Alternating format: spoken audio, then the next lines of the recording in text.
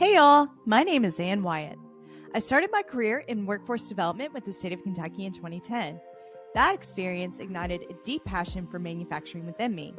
I started this show hoping to raise more awareness around the bright outlook manufacturing careers have. Join me as I sit down with some of the manufacturing industry's most successful changemakers and learn how they're partnering people with technology. It's time to give people more meaningful work. This is Workforce 4.0. Hey y'all, welcome back to the third and final installment of our three-part series focusing on process, product, and people here with Horn USA. This is your host, Ann Wyatt. I'm super stoked to be joined by Jeremiah today here with us at the table. And Jeremiah, you are in marketing. We see you all over LinkedIn. You're a big part in getting this production to move forward and sharing your story with the masses of what Horn does through their products and also the amazing innovation that goes behind their process. Very Industry 4.0 driven, by the way. So it is an absolute honor to be here. But for those that are out there that maybe they're not as familiar with the amazing work you're doing here at Horn, can you give us a brief intro? Yeah, so I am the marketing development specialist at Horn. That kind of is a very broad title as far as what I do.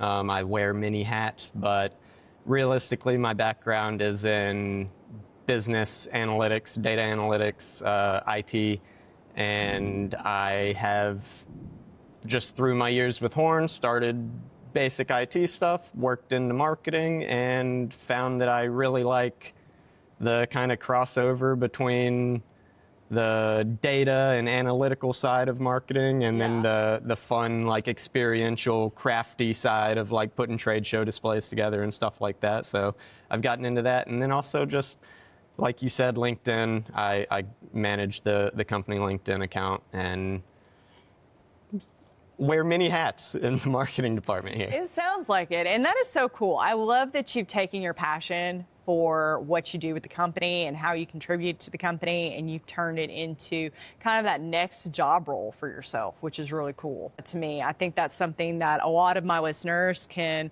not only resonate with, but also learn from in this episode. But this has really been a fantastic series. We started off the series recording with Michael Maxwell, which of course is the operations manager here at Horn USA. And his episode really focuses on the process part of the company and the business.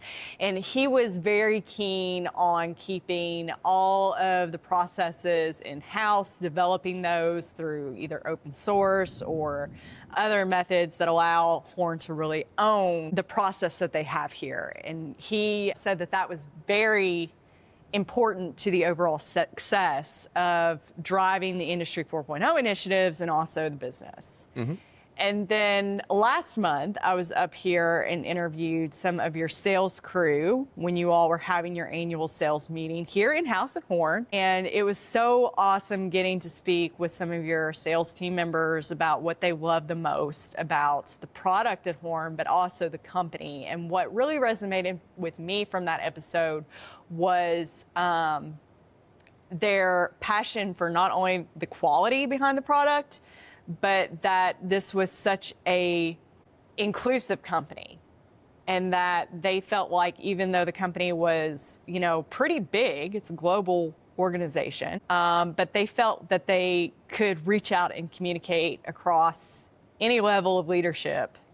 For sure. That they needed to. So I'm really excited. I feel like that's been a great way to tee up this conversation to the people side of the business, and I'm really looking forward into getting more in depth into that conversation. But what do you think our takeaway today is going to be? What do you hope it is? What is our takeaway today? I hope that people see that Horn is just a fantastic place to work. There's a lot of opportunity to kind of be your own leader and kind of take control of your own destiny with a lot of these things. Like, while we are a big company, we also are in the grand scheme of things, in the U.S., relatively small and growing. So there's a lot of opportunity for newer generations coming in. And as with a lot of the industry right now, I'm sure other companies are struggling with this too. A lot of the really, really smart people that have been here for 20, 25 years are starting to age out. It's getting to retirement age. And, you know, if you don't come here and take that knowledge from them, somebody else is going to, and they're going to take that opportunity to be at the forefront of technology in this space. So yeah, no, absolutely. I mean, it's all about edging out your competition, you know, really, when you think about the workforce. And that's something that I think our industry as a whole, I hope that we get past that block where we're not kind of considering that, you know, how are we being competitive for our workforce? But speaking of workforce, you know, that's a big topic of conversation on this podcast. That's the name of the podcast. That's right. And it is probably the #1 topic of conversation on this podcast. But in addition to that, I also talk a lot about technology. During my plant tour here at Horn, I was super impressed with the level of technology that you all have implemented on your floor. It was really cool to go out there and see just lines and lines of CNC machines and how they are all connected individually, you know, to the IIoT, if you will. It was also really cool to go back and see your shipping department where you had the turntable, turnstiles. That is the carousel. That is everyone's favorite thing when they come here. Oh, that's cool. We had some people touring, some interns brought their families in and stuff last week, and the production manager, I heard him say, "Man, I lost out to the carousel again." He's got all these awesome machines out there, but all the families and younger siblings, they were just obsessed with that carousel. They thought that thing was so cool. It is really cool. I wish I could describe this in more detail to you all, but it's basically, you know, like a carousel turnstile. I would almost describe it almost vending machine like. More or less, yeah. Yeah, and it lights up the part that is needed to ship on the workbench side of it, and then it shows you which place to go and get that, and then it automatically just rotates through and like opens the door and moves the bin up, and it's like, here you go, and then it lights up, and it was just the coolest thing. So, and don't forget that you do that with 18 orders at a time, and it picks the most efficient method for all 18 orders to get knocked out. That is what really blows my mind. That's crazy. Yeah. Who codes that for you? I honestly, I don't know a whole lot about that. I would assume that it is just the third-party vendor that makes that system, but either way, it's awesome. It is really and cool. It's very cool, and it's one of those things that was a technological investment that allows us to, A, be able to ship out orders same day that they're made, and B, give our workers time to do other things and develop skills in other ways. Instead of just sit there packing out orders all day, they can use their time to do other things and, you know, maybe pursue some training or something like that. So it frees up time, and, you know, outside of the shipping department, other things, you know, the adding technology in, like with our customer service team, using computer vision to automatically process handwritten purchase orders, which is something that we still get to this day. So using something like that to free up their time to more directly interact with the customer and collaborate with them, rather than sit and scroll through emails, scroll through spreadsheets and organize things. We're able to use technology to make those things a lot more efficient. So we can provide a better service and a more intimate service to our customers and collaborate with them. Exactly. And when I think about, you know, Industry 4.0, or even some would say Industry 5.0, really. Getting there. Yeah, when I think about these things, and, you know, when I'm out recording this podcast and I'm looking at, you know, all this technology at trade shows and all these things, I am very passionate about as we say on this podcast, giving people more meaningful work. And I really believe that the backbone of that is implementing technology in collaboration with your workforce.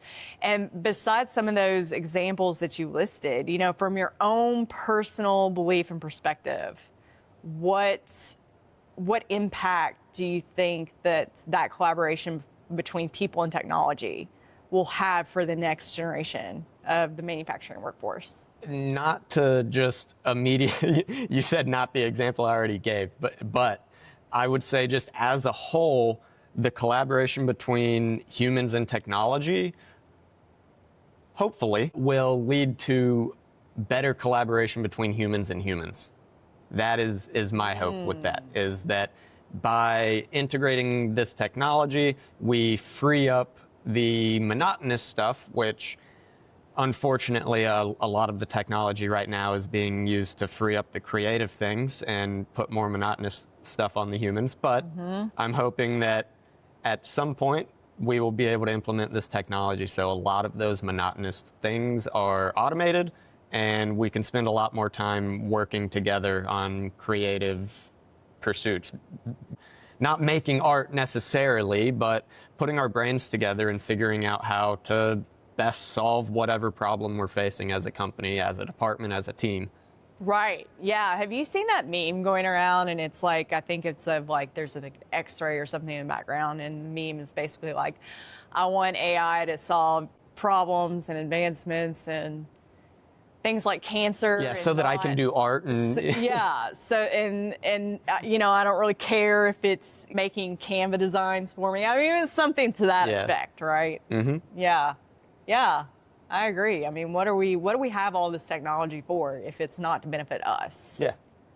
And, you know, sometimes I feel like it's, you know, we're benefiting the technology. Yeah. And, you know, not to get too dystopian with it and AI is taking over the world, but like it is our responsibility to use it responsibly and ensure that it is used in a way that allows us to work better together, not just do the things that humans are best at, which is creativity and collaboration as a group. Yeah, absolutely. And I think that's really powerful because, Jeremiah, you are, in a way, a business technologist. And that follows suit to some of the folks here at Horn. Jeremiah, I've got to know from your own perspective and your own career pathing here at Horn, what are some of the skills that you don't feel like you would have obtained anywhere else? That there was nowhere else that you could have gone to work and said, I'm developing this skill set? Yeah, so I would say, honestly, infinite. There's a million different things that I just have stuck my nose in and learned about and developed skills with here. There's all kinds of opportunities to do stuff like that. But I would say one of the biggest takeaways is just the complexity of international business and all of the moving parts and what it takes to work on a team of several different multilingual people from different places all over the world, that we're all working towards the same thing, but maybe we all have different markets that we're doing it in, and the complexities that go along with being a multinational organization. Yeah. I'm sure it gets, you know, pretty deep in the layers, and that's really cool. I love that I love that the company more or less lets you have that ability to discover and maybe pursue things that aren't necessarily like in the job description. Oh yeah. You know what I mean? I mean, and not to cut you off, but like a perfect example of that was it last year? I think it was last year in February or January. I got to go over to Germany and train on a machine. The CTX 800 that we have down in the showroom. They sent me over to Germany. I'm not a machinist, but it's something that I'm really interested in. And as someone that is doing marketing for a company that produces cutting tools, it's pretty vital that I have at least some experience and knowledge as to how those machines work. And, you know, at a hobby level, I'm sitting watching Titans of CNC and stuff like that. Before I ever even worked here, it fascinated me. I never went to trade school or anything for it, never had any formal experience, but it was just something that fascinated me, that you could, you know, just take this big old machine and take a big old piece of metal and turn it into whatever you wanted. So being given that opportunity to go and see that and see how our tools are made, and be given the opportunity to run a tool holder on a machine on my own. Of course, I had supervision, but I'm the one pressing the buttons, I'm the one taking the measurements, I'm the one making the offset adjustments. Like, that was incredibly cool to me. And like, that's not really an opportunity that you would get as a marketing person. Not at all. Most other companies. Not at all. That is really cool. What was that experience like? Was that something that you requested, or was that something that they wanted to do? It literally started as a joke. We got that new CTX delivered from Germany for our showroom in the Horn Academy, and I just offhand made a joke one day. It was just like, hey, if you guys ever want to send me over to Germany so I can learn how to run this bad boy for you, you let me know. And literally later that afternoon, they were like, hey, we actually were just talking about how it would be nice to have somebody in the marketing department that has a base level understanding of how all of this stuff works, you know, just on the off chance that there isn't anyone around to kind of talk about it and explain it to people that are visiting or whatever. And I was just like, okay, sign me up, I'm down. I've never been to Europe, let's go. So wow. Did you have your passport at the time or no? No. I got an expedited passport. It came to me in 2.5 weeks, and about a month after that conversation is when I flew off to Germany. And so you go to Germany, and you go to the Horn headquarters there. Yep. And you go in to run this machine. I am telling you, I would be so intimidated, because in recruiting, I have had conversations with people, and they are super uptight, and they want a machinist with, you know, 5 years of experience, and they tell me these horror stories of people wrecking the machines all of the time. Oh yeah. So I would be, I mean, you saw me downstairs. I was kind of like, oh yeah, it's good to look at, I'll stay over here. I mean, I would be super intimidated. What was that like for you? So luckily, the US training manager was there, who has tons of experience machining. And then of course the German training manager, he's awesome. Shout out Alex. He was there behind me the whole time. And then on top of that, very smart machine. Like, it's pretty hard to crash it if you do all of the confirmations and simulations and everything. We've got a full digital twin of the machine, so that's awesome. Any programming that I did, I was able to confirm on the digital twin. So anything that went wrong, that was totally on us for mismeasuring a tool or something like that. So I had very, very skilled instructors behind me. You know, of course, this isn't something you would usually do. I did all the safety training and everything, and I have experience working not necessarily with that kind of machine tool, but machine tools. So it really was just a pretty normal thing. It was a little intimidating, of course, because it's this $1 million machine. I mean, it's terrifying. Of course, but I didn't really ever have any fears that something I did was going to crash the machine, because I had so many fantastic trainers and people around me to ensure that didn't happen. Yeah, do you think that their training and persistence and them being kind of open to saying, now we're right here, it's going to be okay, do you think that reassurance gave you the confidence? 100%, yeah, absolutely. I said it was a smart machine, and I remember specifically one time I turned to Alex, and he speaks great English. He would tell you he barely speaks English, but Alex speaks amazing English. And I turned to him and I was like, do I need to like, you know, single block this, like let it go, you know, one line at a time, make sure everything's all good? And he just goes, it's smart machine, it's okay. And I was just like, okay, Alex, I trust you. Was that like, do you feel like that's like, I feel like that's like almost a trust fall. You know, that's almost like a real life trust fall. Like it's almost like a professional version of the trust fall. For sure, And but you he were told me able to to do kinda it, just- so I mean... Yeah. But you feel like you guys were bonded after Oh, that. yeah, for sure, because like he has so much time on the machine. I trust what he has to say, and I know that if it messes up, he's not going to yell at me because he just told me to do it, you know? So Yeah. there wasn't a whole lot of anxiety there, I wouldn't say. I love that. That is really cool. I love that you felt empowered enough to do that. I would still be, I mean, I guess I would do it. Yeah, why not? Yeah. You have two people with 20 plus years of experience behind you. They've already run it. They know everything's all good to go. It's just a matter of you just listening to them and following their instructions. Like it. Yeah. Can you follow instructions? Then. On a good day. Okay, fair enough, fair enough.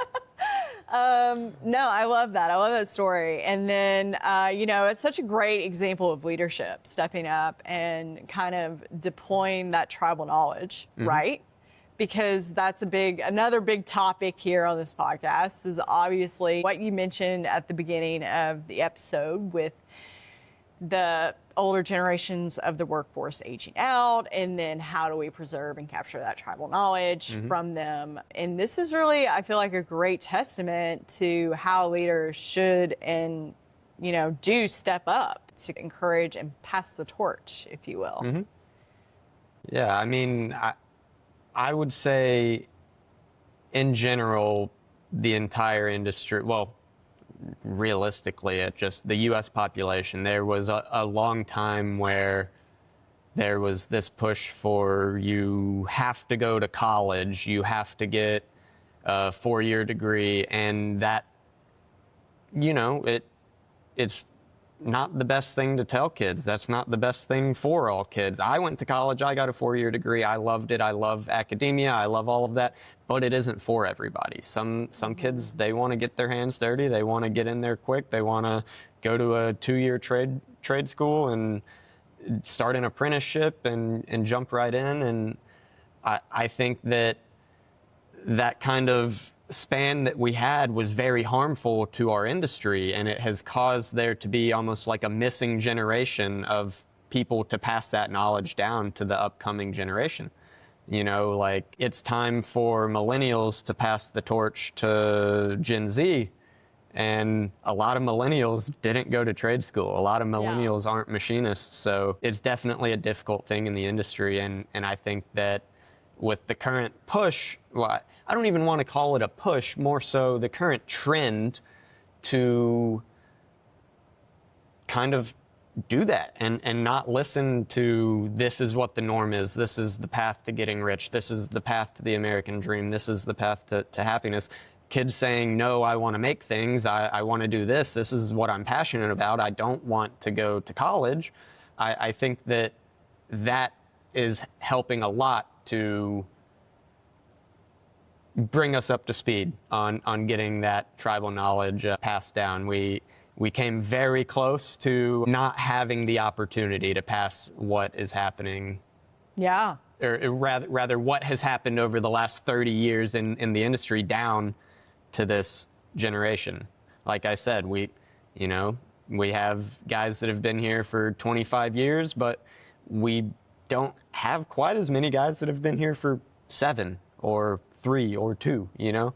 A vast majority of our workforce has been here for 10 years or more. I off the top of my head, I can't give you the statistics, but I want to say over half of our employees here have been here for greater than 10 years. So, I mean, that's great for retention. Yeah, it's great for retention, but it is a little tough for keeping everybody up to speed. If everyone has been here for forever, we're not getting fresh blood in. It's a little hard to pass that down. But I would say in general, there is a big shift right now that I think gives a lot of hope to a lot of people in the industry. It's not something just facing Horn. I would say it's giving a lot of hope to a lot of people in the manufacturing space that we're going to be okay, and we're going to be able to pass that stuff down that, has been passed down for generations from, machine shops that were belt driven by water wheels,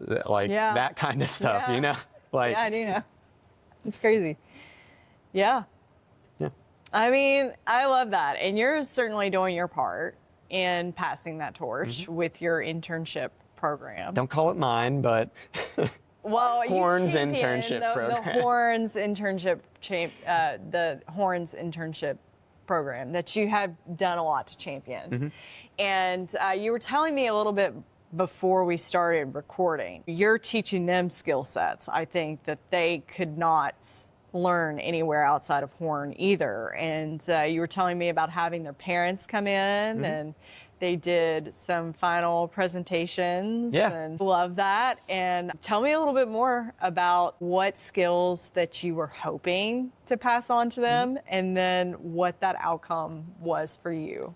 So we've been working with the Williamson County Chamber to work with a bunch of local high schools around the area on Manufacturing Day. See, I love that collaboration with the Chamber. Yeah, and well, we're the biggest manufacturing company in Williamson County that manufactures in Williamson County, that doesn't just like have a headquarters or something here. So we find it really important to get involved with the local schools and the local government and work with them on any of their initiatives as far as education or just any of that goes.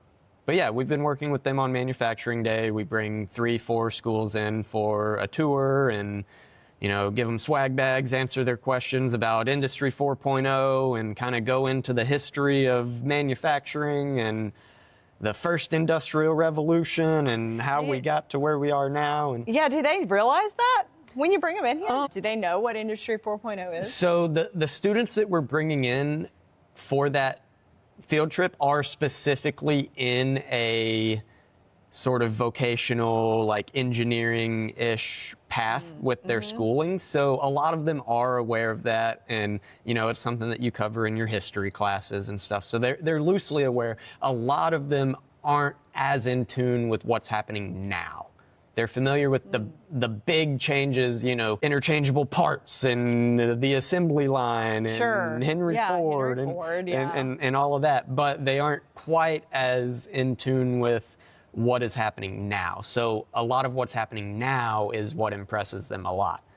So all of this, we've been doing these field trips, and through that we developed a relationship with Fairview High School, which is one of our local high schools, and they actually have a really interesting vocational program going, which is a dual enrollment with our local community college here, Columbia State. Yeah. And the students that are in this program are dual enrolled for their junior and senior years at Fairview High School, and they will graduate high school with an associate's degree in mechatronics engineering.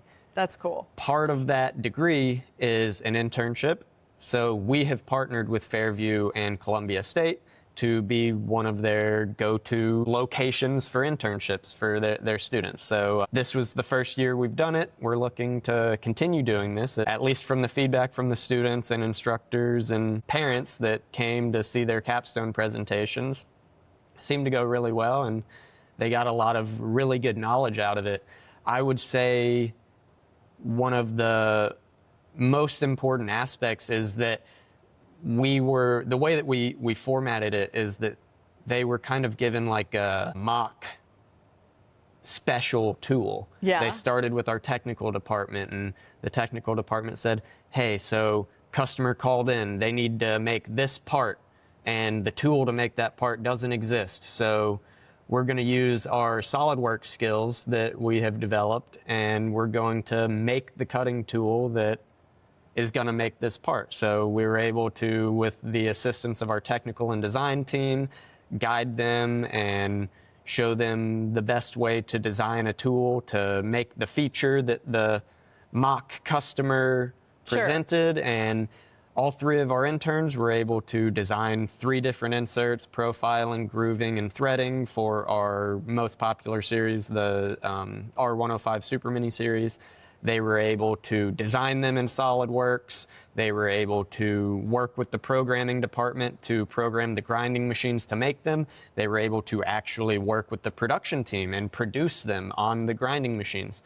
They were given a physical version of those tools that they made to take home and keep in their portfolio, if you will, of things that they have designed and made. And they were able to see that whole process from a customer saying, hey, we need to do this thing that a tool doesn't exist right, to, out of thin air. Boom, this tool exists and is ready to make a part that is going to outer space, or a part that is in a race car, or a part that is gonna save someone's life, a medical implant or something like that. And they were able to see that from it being nothing to it being something, and they were able to take a part in that. And a lot of them expressed, like, it's super cool. I didn't realize, like, the level at which all of the things that I'm learning actually apply to business and apply to future careers. And, you know, like, sure, you can be great at designing something in SolidWorks, but can you design something in SolidWorks that can be machined? Right. Can you design something that physically is possible? Can you design something that can be machined efficiently? And those were things that they were able to learn. And I am really happy that they were given that opportunity. And in their capstones, they went over other things that they learned. And outside of manufacturing, it was just, they felt it was really important that they were able to come into a professional workplace, and while in high school, get the experience of working 8 hours a day with people wearing slacks and collared shirts and being professional, not working with their high school buddies at the fast food restaurant for the summer. They were really thankful to be given that experience, and they expressed that they really felt like they had a leg up on their classmates that maybe didn't intern with us, and or even just other kids that are going to be entering the workforce in the next year and a half that didn't get this opportunity, and they expressed extreme gratitude for it. And I'm extremely thankful to have been given the opportunity to organize for it to happen for them. I don't want to take a lot of credit. All of the credit goes to all their mentors that they worked with, but I'm very proud that they were able to experience that with us. And I met a couple of them, I think, briefly, when I was up there. Yeah, briefly, very briefly in passing. And they seem very sweet and very enthusiastic, big smiles. Yeah. I loved it. I love seeing that. So that's really awesome what you were able to do with this program. I think it's important, you know, to look at the steps that went into all this. This had to have been a pretty in-depth endeavor. But if you could give other folks that are interested in, maybe they're listening and they want to implement some of this, their own internship program or their own apprenticeship program, what is the blueprint for success? The blueprint for success, I would say, is literally just reaching out. Like, so many schools have these programs, and only so many local businesses have the space to be able to accommodate them. We're one of the biggest manufacturing companies in the county, and we could only take on three interns. So there's infinite opportunity. We're not yanking up everybody's interns. Like, literally reach out to schools and reach out to the instructors of these programs and say, hey, this is something we want to get involved with. If not an internship, what can we do to help? Like, can we volunteer some time? Can we help with maybe a open house or something like that? Where, because a lot of schools, you know, before the school year starts, they'll open the school up and let kids come walk through and figure out what sort of electives they want to take. And, you know, if they've got a shop class, volunteer your time to go staff that event for them and talk to the kids about what being a machinist is like, what being an engineer is like. And it's as simple as that. Just build these relationships with your local schools, local government organizations, and just reach out and say, hey, this is something we want to do. And most people are going to be very open to that. Absolutely. Do you have any other tips on starting a successful internship program? And do you have anything that you learned this year in your inaugural year? Tips, I would say, don't judge these kids. Like a lot of people have a tendency to just see what they see kids acting like in public with their friends, cutting up, being kids, and just don't let that be a reflection of what these kids are actually capable of. These were some brilliant kids. These were some very driven kids, and it hugely impressed me. Of course, they've got some growing up to do. All kids have some growing up to do. Sure, yeah. But don't let that discourage you. Don't think that it's going to be a distraction in the shop. Don't think that they're just a liability. Like, you may make a connection with a great, extremely smart kid that is going to be your production manager in 10 years. I would just say that is my biggest tip, is to don't come into this thinking, got to deal with these high schoolers today. Yeah, like dreading it. Yeah, like I had a blast hanging out with them. They're cool kids and they're smart kids. And heck, one of them, just in his free time, he's into Star Wars. He was like, you know what? I want more practice with SolidWorks. I'm going to design a cool lightsaber. Oh, that's fun. And I came in one morning and he just goes, hey, check this out that I did on my lunch break. And he showed me this awesome lightsaber that he designed. I was like, you want to 3D print that? He was like, can we? Yes. So I 3D printed him his lightsaber. Like, I was so proud that without anyone saying like, work on SolidWorks more, get more practice in, he just took his free time and just practiced. Like, that was so impressive to me that he didn't have to do that, and he did. Granted, it was something that he was interested in, and I applaud him for that too, to say, hey, I'm at work, I have some free time, let's sharpen my skills with something that I'm interested in and is going to make me excited to do it. So I think that's the coolest. I think that's the coolest thing about 3D printing, though, is because you can literally practice like that. Oh, yeah. And make things that are like fun, you know. But yeah, you can still that was use another it for actually production. You brought up a great example. He sent it to me, and I put it in the Slicer software, and I brought him over, and I said, hey, actually, we're going to have to do some iteration on this design. This feature that you made here, I think it looks really cool, but for the process of 3D printing, it's just not going to look that good when we print it. It's going to be really hard to print. And he was able to kind of learn those things of designing the part for what your capabilities are and designing the part for what is physically possible in the world and not what looks cool as a digital representation on a screen. Yeah, and that's important. It was cool that through him taking it upon himself to design something, he was able to learn those things. That is so cool. Yeah. You know, Phoenix is going to be major jealous. Oh, yeah. He's he's a big Star Wars person.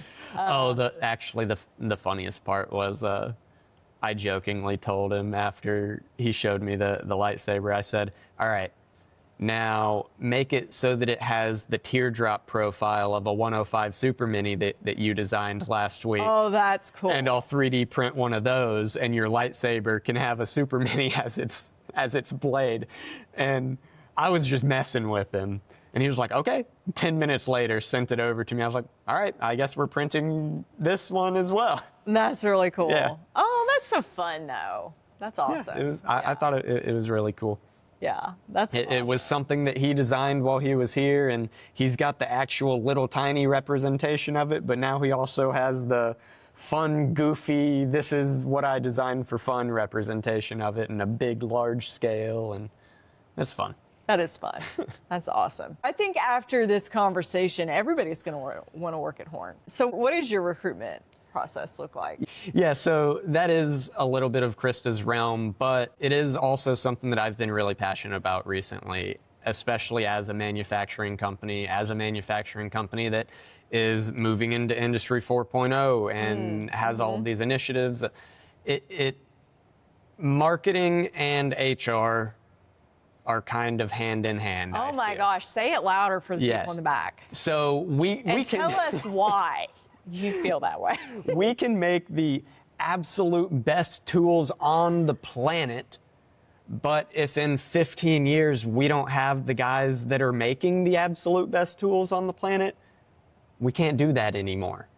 So while we need to market to our customers and let them know about Horn and scream the praises of Horn's cutting tools from every mountaintop, we also need to let people know that working for Horn is really rewarding. You get the opportunity to work on these things, bleeding edge technologies, rockets, you know, like you can say, oh, I worked on that tool. Well, you can't actually say because a lot of the time, you know, there's an NDA, but you can know in your heart of hearts that you made that, you helped design the technology in that cutting tool that allowed it to be used to make a sealing surface in a rocket engine in the first mission to Mars.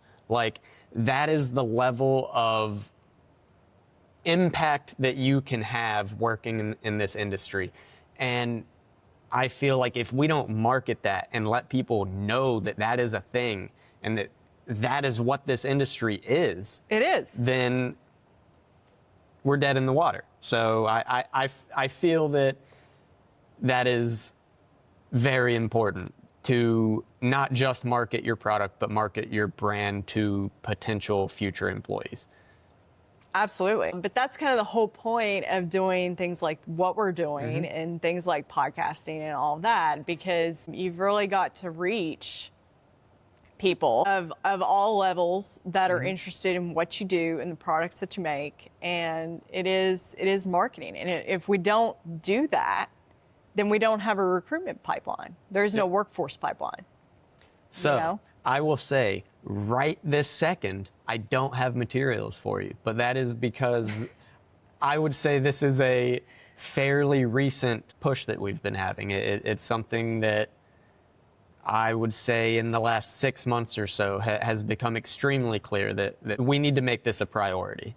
And it is something that we're heavily working on right now. We just finished moving into this new building. It's been a couple years, but in the scale of a massive multinational company, we just moved in. And we're getting settled in, getting everything figured out, and now it's time to really start showing off what we have here. So all of that stuff is on the horizon. Keep an eye out for it for, you know, I'd say in the next, heck, when this comes out, it may even already be out. But from today, I'd say probably in the next 2 months or so, that's something that we'll be putting a lot more out into the ether as far as recruitment marketing material goes. I love that. You should definitely use this podcast as a part of that. I'm not biased. Of course. I'm not biased, but just in case, if anybody out there that is listening today, if they were interested in working with you all, which is a great group of folks. Literally, I've talked to everyone from the front desk employee to you know, people all across the building. Everyone is super friendly, smiling, coming up to me, shaking my hand, introducing themselves when they don't have to. So that's been really awesome. But if somebody's out there listening and they want to apply to Horn USA, what's the best way for them to do that? Okay, so I'll go ahead and start. As far as the positions that we're actively looking for right now that are listed on LinkedIn, you can go apply for them right now. We have a second shift coding operator position. So that's a fantastic way to get in. It doesn't take a whole lot of experience in manufacturing. You just need to have good attention to detail, and it's a great way to get into this and start learning about just our industry in general. So for the guys that want to get a start in the industry, that's a great way to go. We're also hiring in the warehouse technicians. You get to play with that cool carousel that we were talking about. Then we're also looking for 2 technical aid positions, which basically they just assist the technical department and keep them on task with all of their different stuff and make sure that the communications and everything stay on track and people are getting all of their quotes and everything to them in time. So those are the positions we're actively hiring for. However, we are pretty much always accepting resumes. So if anyone is interested, they just want to just drop a resume with us and have it on file. We're pretty rapidly growing, so you kind of never know what position might pop up next. We just had one of our coding operators. He started in the warehouse, moved to coding, and now after getting some experience in coding, he's moving into grinding, so that's what opened that position up. So you never know what's going to pop up. So if it's something that you're interested in, you can always send a resume to hr@us.horn-group.com. We're always accepting resumes, be that for warehouse, production, front office work, inside sales type stuff, or even just sales engineers throughout the country. You know, our salesmen are remote. All of our office staff is local. Literally just send your resume in. We're always accepting them. As far as the actual interview process goes, we typically have one semi-casual interview just to get to know you and see if you'd be a good fit for the team, and then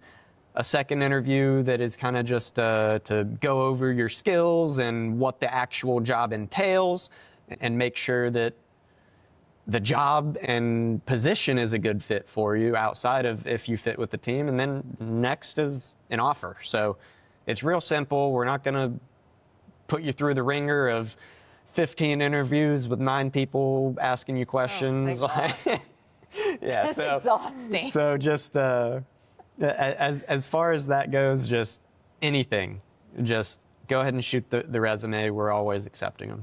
That's awesome. I love to hear that, Jeremiah. And I certainly appreciate your time today. For anybody that is interested in reaching out to you specifically, what's a good point of contact? So I am most active on LinkedIn. We discussed I manage the company LinkedIn as far as content posting, not necessarily jobs posting. Don't contact me about that. That's not my job.